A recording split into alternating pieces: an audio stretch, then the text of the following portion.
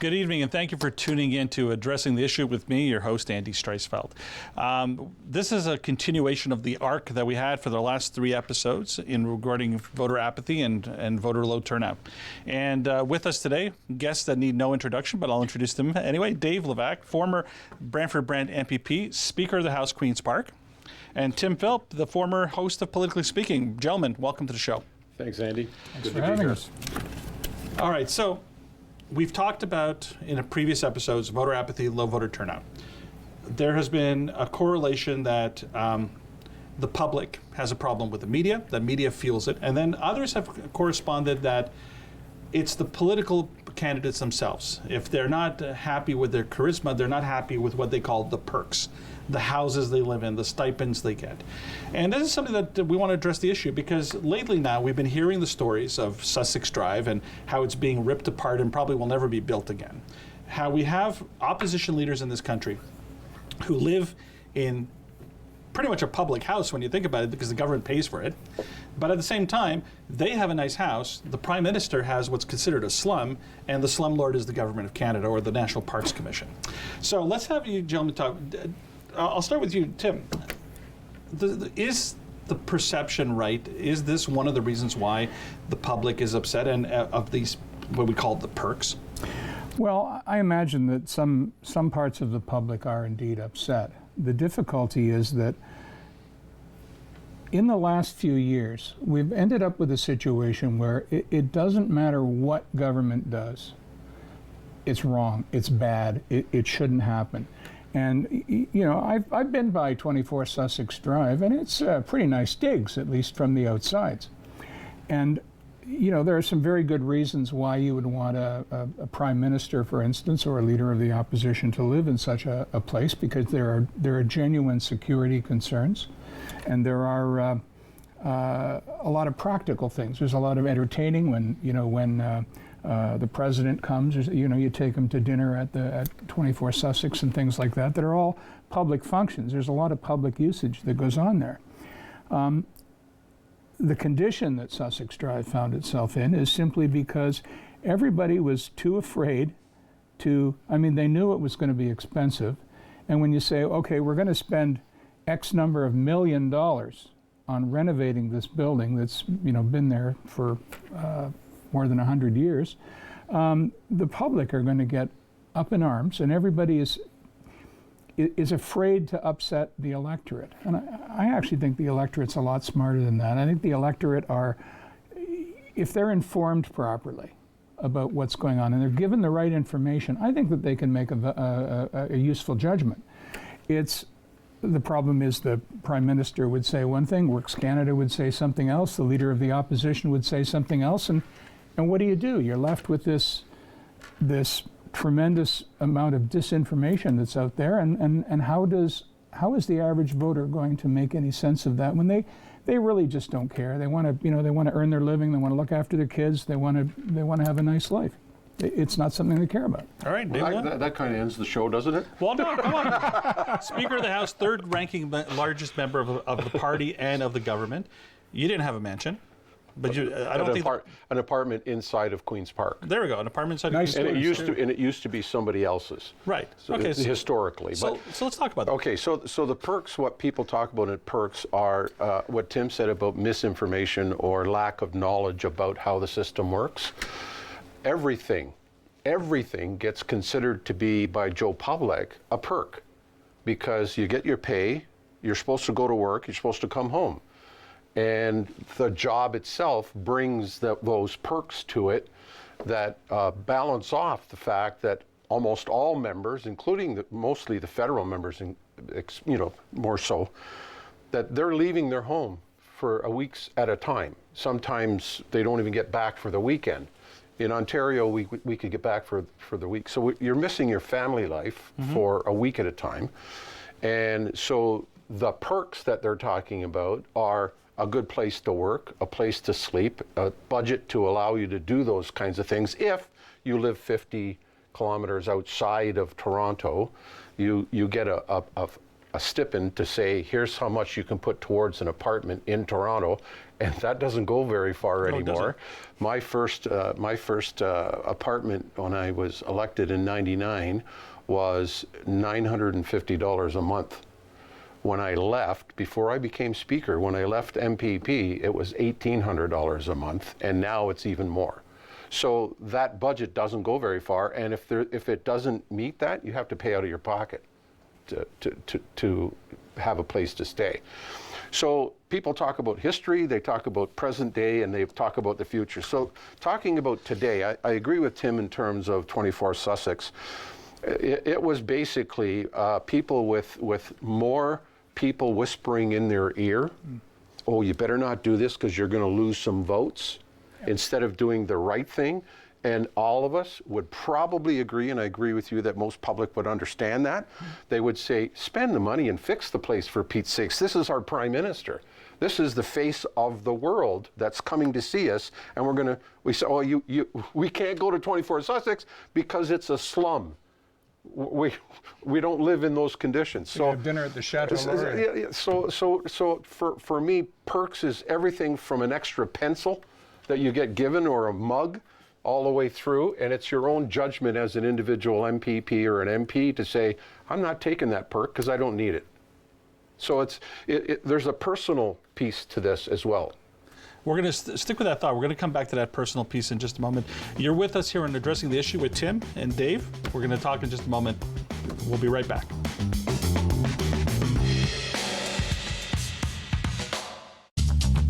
This program is brought to you by Ignite TV. Now you're in command. Visit Rogers.com for more details.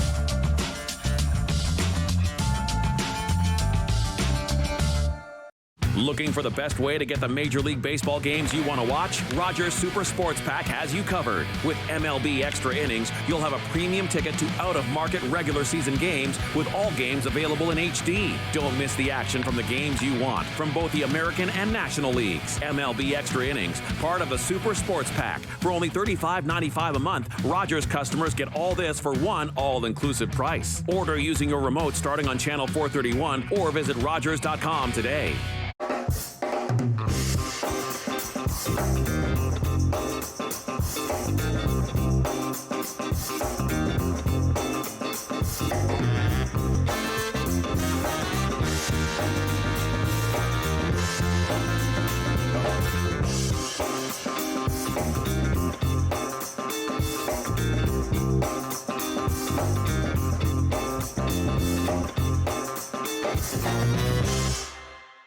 Personal finance show that dares to ask those money questions you've always wanted to. Join Mike Bregueth when he talks with experts on all aspects of money. Money Matters with Mike Bregueth, Thursdays at 8 p.m. on Rogers TV.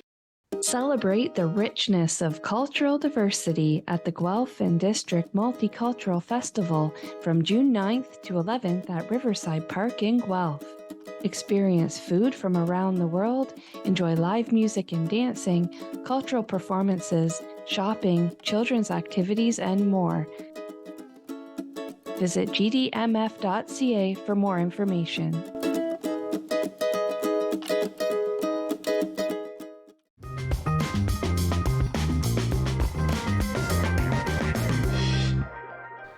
Welcome back to Addressing the Issues. I'm here with Tim and Dave. Okay, so you brought an interesting point, and so did you. And you were, as we were segueing, you were talking about the personal situation. So we're going to show this little clip here in just a moment here. So this is from the parliamentary budget. It shows the breakdown of an entry-level MP who comes into Ottawa, and after the $172,000, it shows here $27,000 as the stipend in Ottawa, and you're from some faraway place somewhere in Canada, and like you said, you're living there for probably half the year, and the other half you're back in your riding, whatever it is.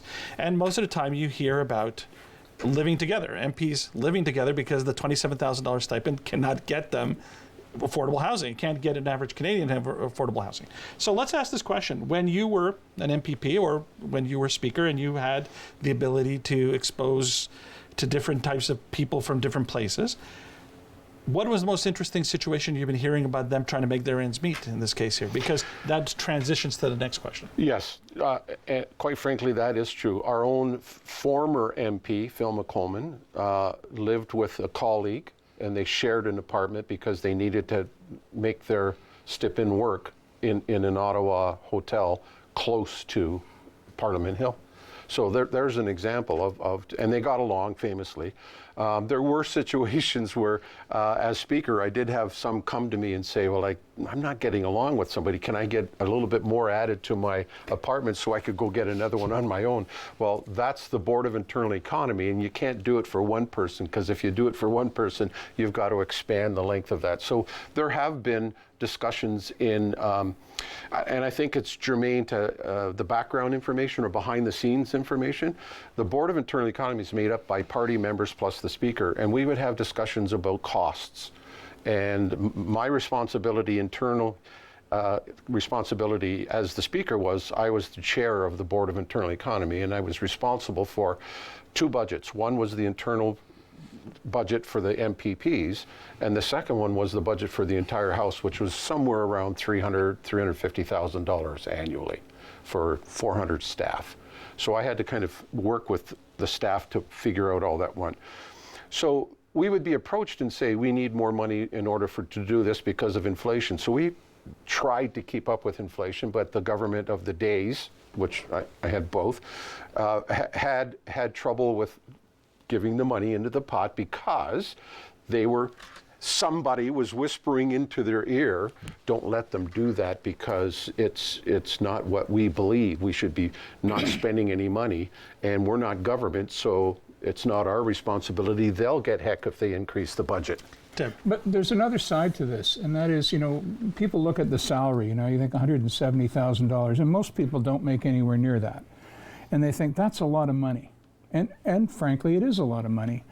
But when you consider what these people have to do to earn that money, first of all, they're in an executive position. They're making decisions that are going to affect every man, woman, and child in this country.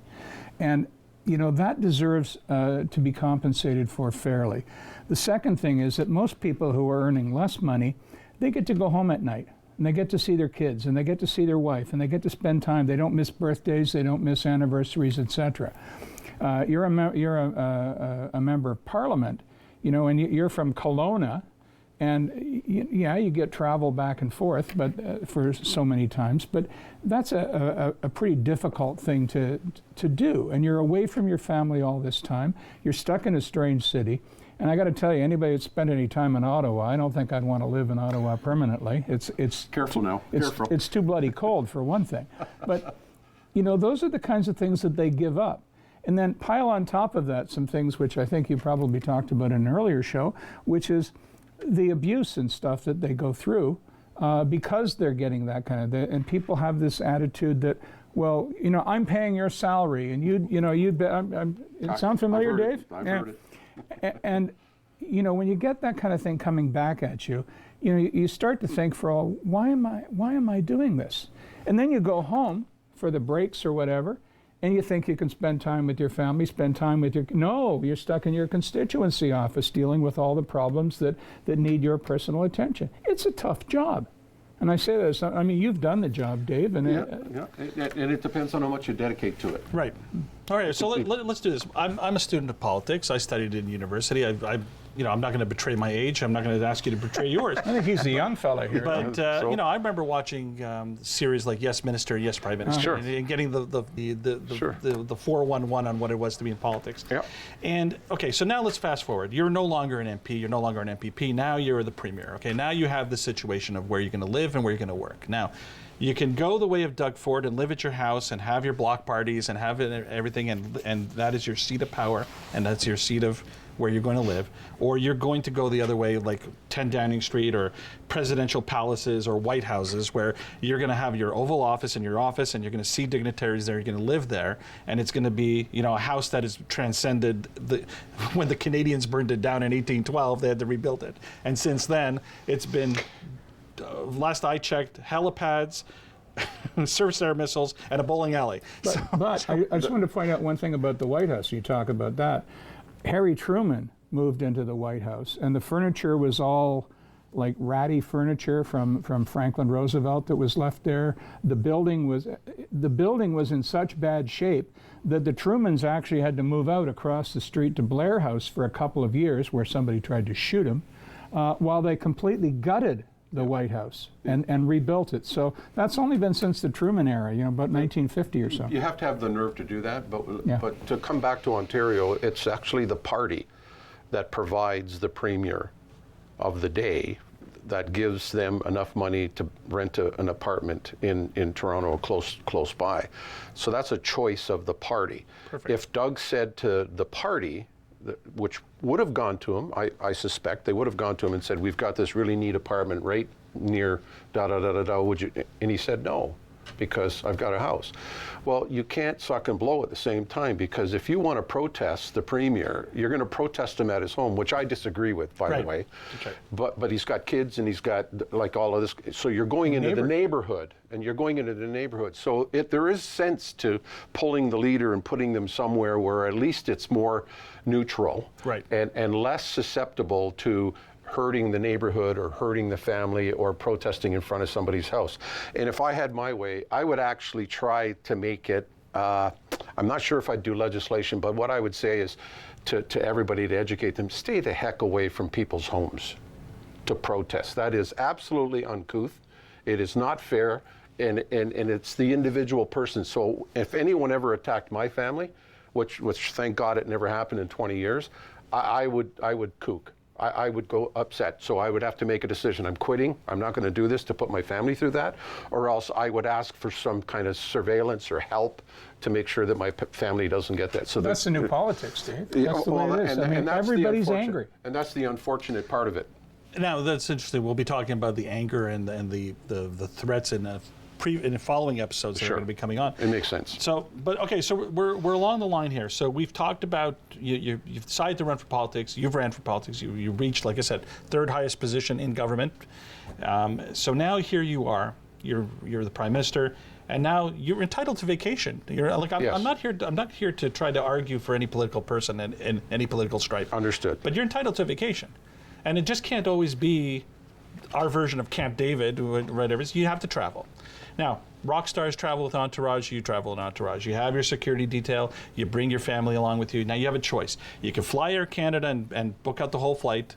You can fly a military jet with media and everybody else, just like the president does and other dignitaries do. And you could land somewhere very nice, and you could take the top floor of the Holiday Inn if you wanted it. But at the end of the day, the question is, at what point do we have to accept the fact that, look, travel is part of the deal, vacation is part of the deal. You're, like you said, you're sacrificing a lot to do this, and there are costs involved. Mm-hmm. And if you're staying at the Aga Khan's mansion with his security, or if you're staying at the Holiday Inn Barbados, it's the same concept. It's all judgment. All of it is judgment. So one could criticize the present prime minister for the judgment to do some things that might have been better to be left out of it. So yes, and in one case he was found from the Integrity Commissioner to be breaching the rules. But having said that, what I'm going to point out is, before people want to throw the stones and it's not your party, when your party becomes the power, which usually does happen somewhere down the line, that person's going to want to do the same thing. And they're going to go somewhere. Unless they absolutely are so intrinsic in their thinking that now what I've said I can't do. But we all know Preston Manning's little trick. He said, I'm not going to take the house, I'm not going to take the salary, I'm not going to take, and all of a sudden within 4 months he took the house, he took the pension, he took. So the reality is, if this is the way the system works, leave that part alone unless they're breaching the rules. All right, Tim, we're gonna take a break. You're gonna have a shot at this one. Okay. Tim and Dave, we're gonna be back on addressing the issues.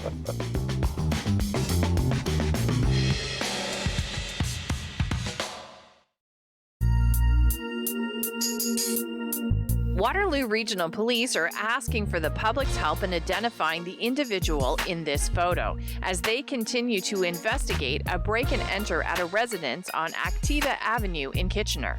On April 5th at approximately 9:40 p.m., an unknown male attempted to gain entry into a residence by prying at the door. The suspect was confronted by a resident and fled the area. The investigation is ongoing by members of Waterloo Regional Police Service's break, enter, and vehicle theft team. Investigators are asking the public to check their home surveillance systems or dash cams for video. Leave a tip with Crime Stoppers in one of 3 convenient ways: the toll-free number of 1-800-222-TIPS, a secure, anonymous online tip with WaterlooCrimeStoppers.com, or by mobile phone at p3tips.com.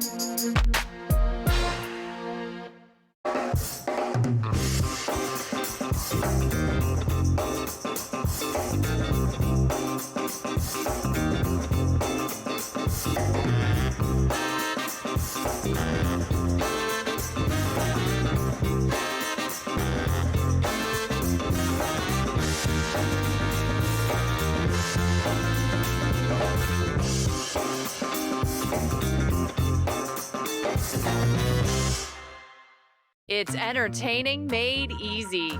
Set the scene with decor, food, fashion, and fun. Join Carolina Suarez for Tapestry Hall Style Wednesdays at 6:30 p.m. on Rogers TV. Life can be stressful. I know that. We're here to help you.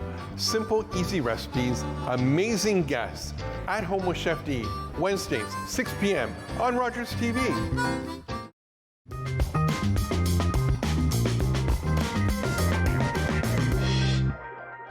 Welcome back to Addressing the Issues, and I promised him, you got it. It's yours. Well, first of all, I think if the Prime Minister tried to take a commercial flight, even if he flew coach class, I think the RCMP security detail would have a complete bird. There's no way they would allow that. And, you know, flying by a military aircraft, I mean, these pilots need to get flying hours and need to get experience. So if they fly the Prime Minister to Britain or Germany or something, well, it's really killing 2 birds with 1 stone. But the other thing that I think is important to keep in mind is that I know that certainly people of our age tend to look upon politics the way it used to be, and I think we're somewhat dismayed by the way it's played today. I just finished reading a biography of Harry Truman. That's why I knew all those facts about the White House. Harry Truman used to go for walks, and he'd 120 paces a minute. That's his old military marching pace, and he'd march through the streets of Washington. He might have 1 guy with him. I mean, when Donald Trump wanted to go from the White House across the road to the church, they cleared the entire street out. This isn't 1950 anymore. The security concerns are real. And, you know, when I look at, you know, the bubble that, you know, prime ministers and presidents and other things have to live under, you know, you become a target. Like, I mean, you know, look at all these flags. I'm not going to say what the flags say because they're extremely rude, but they talk about Trudeau. And, you know, he's generated a lot of antipathy towards the right. Now, I can't picture that sort of thing happening back in 1968 when Pierre Senior was running. I mean, there was a lot of, they didn't like him, but they wouldn't do that. You wouldn't display a flag like that out in front of your home for everybody to see. You might think it, you might say it to your friends, but there are serious considerations in terms of security that people that are in those positions have to deal with. And if that means they have to fly in a military transport, I'm fine with that. It's better than having a state funeral. The thing about that is the middle ground. Where's the sweet spot in this discussion? The sweet spot is you go on holidays, you are frugal to the amount that you need to spend of the taxpayers' money to get there and have your holiday and then come back. The problem is everybody knows exactly what everybody's doing with a picture or a video and everything else, and if they do something wrong, that becomes the focus of what happens. And what we have to kind of get back to is an understanding of the human condition, that I can't work 365 days of the year. I need a holiday. And it was like, there's 2 quick examples I'll give you. Obama used to get the crap kicked out of him by Trump for golfing. Too many games. Trump golfed more games in his first year than Obama did in 8. And Here's another one. The Tories, Mike Harris, and I'm not picking on political, I'm picking on the stupidity of it. Mike Harris went after Dalton McGuinty for spending $400,000 on ads and consultants. In his first year, he had already spent $600 million. And it was no, not 600,000, sorry, $600,000. He had already outspent Dalton's 4 years. So this hypocrisy's got to stop. The truth has to come out, and sense has to be brought back. All right, sorry. Yeah. Tim, let me put it this way: politician and pundit. Here it is. I'll give you each about a minute on the situation. Okay. So let's do it this way. A minute. Come on, try it. We're done. Try So it. here's where we're going to go. Do we just agree that the new entente for the future is that, look, you're going to be in power just as much as I'm in power, and you don't need me bringing it up during elections on how much you spent on vacation and how much you spent on the house and how much you spent on the car and how much you spent on this or that, because at the end of the day it's a duty that needs to be done. Let's go pundit politician. What are your thoughts on that? That is probably the most naive speech I think I've ever heard in my entire life. We're addressing the issue, buddy. And that is the issue. I mean, politics, as Jane Stewart used to say when she was being hammered over the unemployment insurance thing, politics is a blood sport played with blunt instruments. That's exactly what it is. It's been that way ever since Caesar was stabbed in the Forum. Whoa. I think there's a modicum of a generalization there. The blood sport is a blood sport. Do I understand the concept? Yes, I do. But there's better ways to do it. I don't disagree with that. Okay, Dave. so there's better ways to do it. Because I can tell you, when I first got elected, I was going down into the staff room for the MPPs. Right after question period, they were bang, bang, bang, bang. And then right after that, they were having a beer and smoking a cigar together and talking about their children. Yeah. They were friends. And that doesn't happen anymore. And when I left, you couldn't go in a room where there was another party member in it. Yeah, you'd be and we hauled did into the committees. Premier's office They and had be the bitched same. We used to have the same room in the committee rooms when we traveled the province. We'd have the same committee room, and we'd have the same hotel. And now they book different hotels, and they won't let them eat meals together. Thank you, Dave. You've just made my point. In Right. other words, we're in heated agreement. But we're in heated agreement. But this blood sport thing. It's a cop-out to say it's okay to do it. I didn't say that. What I said was that it's a blood sport and that's the way it's played. I didn't say it was right. Okay, so now we're aggressively agreeing again. And I'm going to stop you there because we actually have that consensus between you guys. We are going to actually have a future episode where we're going to talk about the civility or the uncivility in politics. I would love to have both of you guys back on that episode. So listen, thank you very much for tuning in to watching Addressing the Issues with this fine gentleman here and myself. Please tune in with us every Friday at 6:30 for another episode of Addressing the Issue. On behalf of Dave and Tim, take care. Let's go have a beer and cigar. Yeah, that's all on there.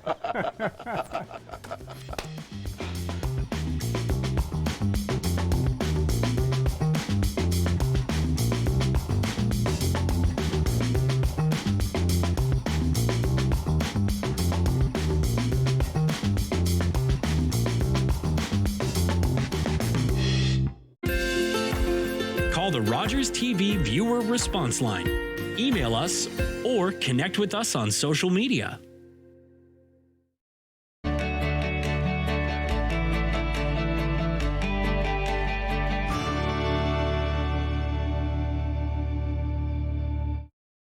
Celebrate the richness of cultural diversity at the Guelph and District Multicultural Festival from June 9th to 11th at Riverside Park in Guelph.